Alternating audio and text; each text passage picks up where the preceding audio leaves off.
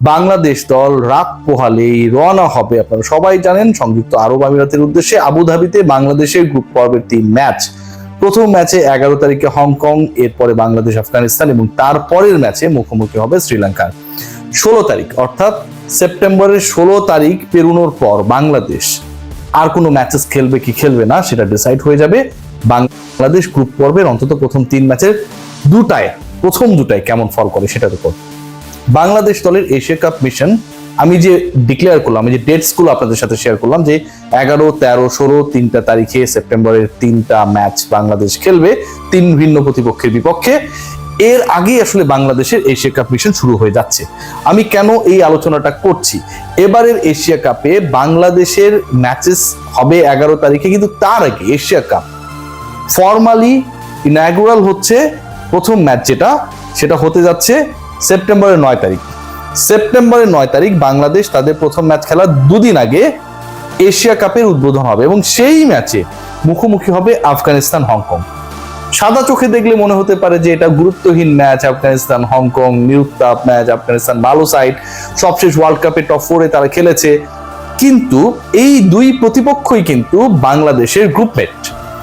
আফগানিস্তান যদি কোনো কারণে হংকং এর সাথে পা হড়কায়, আমি কেন এই আলোচনা করছি সেই আলোচনা আমি যাব, তাহলে বাংলাদেশ হংকং এর বিপক্ষে মুখোমুখি হওয়ার আগে অন্তত একটা থ্রেট পাবে, আবার সতর্ক হবার সুযোগও পাবে। একই সাথে আফগানিস্তান যদি প্রথম ম্যাচে জিতে যায়, হংকং হেরে যায়, সেক্ষেত্রে বাংলাদেশ একটা এক্সট্রা কনফিডেন্স নিয়ে নামবে এগেনস্ট হংকং। হংকং যদিও এত আলোচনার বিষয় না। আপনারা বলতে পারেন রিয়াসাত ভাই এত হংকংকে নিয়ে আলোচনা করছেন কেন? কারণ বাংলাদেশ এই আরব আমিরাতে গিয়ে ইউএইর বিপক্ষে, স্বাগতিকদের বিপক্ষে এর আগে টি-20 সিরিজে হেরেছিল। আমরা জানি বাংলাদেশ ইউএসএ তে গিয়ে গ্লোবাল ইভেন্টে অংশগ্রহণ করার আগে যে প্রস্তুতিমূলক সিরিজটা খেলেছিল ইউএসএ এর বিপক্ষে, সেখানটায় বাংলাদেশ সিরিজে হেরেছিল। সো বাংলাদেশের রিসেন্ট পাস্টে এমন কিছু কিছু এক্সপেরিয়েন্সেস রয়েছে এবং দলটা অলমোস্ট সেম, যেখানটায় এরকম ঘটনা ঘটেছে। হংকং আফগানিস্তান ম্যাচ বাংলাদেশকে অন্তত একটা ভাইবস দেবে। আফগানিস্তান জিতলে বাংলাদেশের জন্য তাদের কাজটা আরো বেশি ইফেক্টিভলি কঠিন হয়ে যাবে, অথবা গুরুত্ব বেড়ে যাবে যে কোনো ধরনের ছাড় দেয়া যাবে না। জয় একরকম জিনিস, আরেকটা হচ্ছে দাপুটে জয়। আফগানিস্তান যদি বড় জয় এনশিওর করে, বাংলাদেশকেও বড় জয় এনশিওর করতে হবে। কারণ টেবিলের বাকি যে দুটা দল রয়েছে, শ্রীলঙ্কা, বাংলাদেশ, আফগানিস্তান, এই তিন দল থেকে একটা দল পরের রাউন্ডে থ্রু করবে, দুটা দল পরের রাউন্ডে যাবে। যেহেতু এই 3 দলের থেকে 2টা দল যাবে, আমি হংকংকে হিসাব থেকে বাদ দিলাম, সো এই 3 দলের অন্তত একটা দল বাদ পড়বে, হয় শ্রীলঙ্কা অথবা বাংলাদেশ অথবা আফগানিস্তান। এবং সবাই কমনলি যদি ধরে নিই যে হংকং এর বিপক্ষে জয় পাবে, তাহলে কিন্তু এদের হেড টু হেড এবং হংকং এর বিপক্ষে জয়ের ব্যবধানটা কেমন হলো সেটা কিন্তু অনেক বেশি গুরুত্বপূর্ণ হয়ে যাবে। কারণ একটা পর্যায়ে গিয়ে এমন হতে পারে যে 16 তারিখে বাংলাদেশ তাদের লাস্ট ম্যাচ খেললো ঠিকই, কিন্তু 18 তারিখে শ্রীলঙ্কা আফগানিস্তানের যে ম্যাচ রয়েছে, সেই ম্যাচের ফল কি হয়, সেই ম্যাচের রান রেটের হিসাব নিকাশ কি হয়, সেটার উপর ডিপেন্ড করে নির্ধারিত হতে পারে বাংলাদেশের গ্রুপ থেকে কোন দুটা দল টপ 4-এ যাবে। আলোচনাটা কিন্তু খুবই সিরিয়াস। এই পার্টিকুলার ম্যাচকে কেন্দ্র করে অথবা এশিয়া কাপকে কেন্দ্র করে আরো কিছু কিছু জায়গা রয়েছে যেগুলো আসলে সিরিয়াস ডিসকাশনের দাবি রাখে। সবশেষ শেখ জায়েদ স্টেডিয়ামে যে 10টা ম্যাচ হয়েছে, আপনাদেরকে একটু জাস্ট ওভারভিউ দেওয়ার চেষ্টা করছি আমি। সেই 10 ম্যাচে ইন্টারেস্টিংলি 7 বার যেই দলটা চেজ করেছে সেই দল জিতেছে, এবং সবশেষ যে 8টা ম্যাচ হয়েছে সেই 8 ম্যাচের মধ্যে একবার মাত্র আগে ব্যাট করা দল জয় পেয়েছে। তার মানে যে স্টার্টটা এই মুহূর্তে সবশেষ অন্তত 8 ম্যাচ বা 10 ম্যাচের ক্ষেত্রে আমরা পাচ্ছি, তাতে toss will be very much important for Bangladesh in every match. শ্রীলঙ্কার এগেনস্টে বলেন, আফগানিস্তানের এগেনস্টে, হংকং এর ক্ষেত্রে আপনি আগে হয়তো ব্যাট করলেন বা বল করলেন, সেটা ম্যাটার করলো না।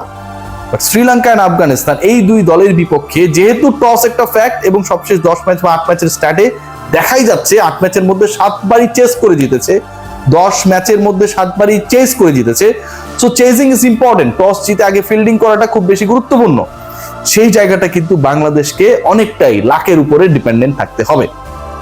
রান স্কোরিং এর ক্ষেত্রে যদি আমরা দেখি, 2021 সালের পর মানে শেখ জায়েদ স্টেডিয়ামে 200 পেরোনো স্কোর টি-20-তে, যেটাকে ম্যাজিক ফিগার বলা হয়, হয়েছেই মাত্র 2টা। একটা 2013-তে, একটা 2021-এ। 2021-এর পর থেকে 2025 এই যে সময়টা গেছে, এর মধ্যে প্রায় 40-45টা T20 হয়েছে, কিন্তু 200 ক্রস করা কোনো ইনিংস নেই।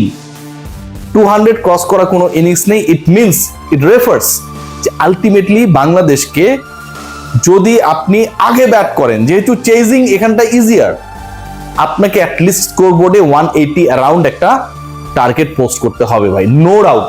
আপনি যদি এর থেকে কম টার্গেটে সেট করেন অথবা কম রানে গুটিয়ে যান, then it will be easier for your opponent to chase the runs. So অনেকগুলো ফ্যাক্টর রয়েছে। আমরা শুধু সাদা চোখে এশিয়া কাপ দেখছি, হংকং এর বিপক্ষে প্রথম ম্যাচ বাংলাদেশ জিতে যাবে, এরপরে আফগানিস্তান শ্রীলঙ্কা এক দলের বিপক্ষে জিতে গেলে টপ 4 এর ক্ষেত্রে অনেকটা এগিয়ে যাবে। সিনারিওটা কিন্তু অনেকটা এরকম না। এখানটা আয়ারল্যান্ড সাউথ আফ্রিকাকে হারিয়েছে এবং বেশি দিন আগের ঘটনা না, সিরিয়াসলি বলছি। আমি যদি আপনাদেরকে স্ট্যাটগুলোর সাথে আরো কিছু তথ্য দেওয়ার চেষ্টা করি, যে সাউথ আফ্রিকান আয়ারল্যান্ডে যে ম্যাচটা হয়েছিল, সবশেষ 8 ম্যাচের মধ্যে যেই পার্টিকুলার ম্যাচে একটা দল প্রথমে ব্যাট করে জয় পেয়েছিল, 8 ম্যাচের 7টাতেই কিন্তু চেস করে জিতেছিল, সেই 8 ম্যাচের প্রথমে ব্যাট করে জেতা একমাত্র দলটা হচ্ছে আয়ারল্যান্ড, এবং তারা সাউথ আফ্রিকাকে হারিয়েছিল 10 রানের ব্যবধানে। সেটা গেল বছরের সেপ্টেম্বরে। Bangladesh is also going to play the Asia cup in the same month of 2025। এক বছরের পরে সেপ্টেম্বর মাসেই বাংলাদেশ খেলতে যাচ্ছে। সো আয়ারল্যান্ড সাউথ আফ্রিকাকে এখানে হারিয়েছে। এখানে আফগানিস্তান তারা ইউএই এর কাছে হেরেছে সিরিয়াসলি 2023 সালে। মানে এখানে এমন এমন কিছু কিছু স্ট্যাট রয়েছে যেগুলো আলটিমেটলি আপনাকে চমকে দেবে। যেই চমকপ্রদ স্ট্যাটগুলো বাংলাদেশকে সতর্ক হওয়ার বার্তা দেয়, বাংলাদেশকে অন্তত কৌশল নির্ধারণে বার্তা দেয়, টস জিতলে যে ফিল্ডিং নিতে হবে সেই বার্তাটা দেয়, কারণ চেজিংটা এখানে তুলনামূলকভাবে ইজিয়ার।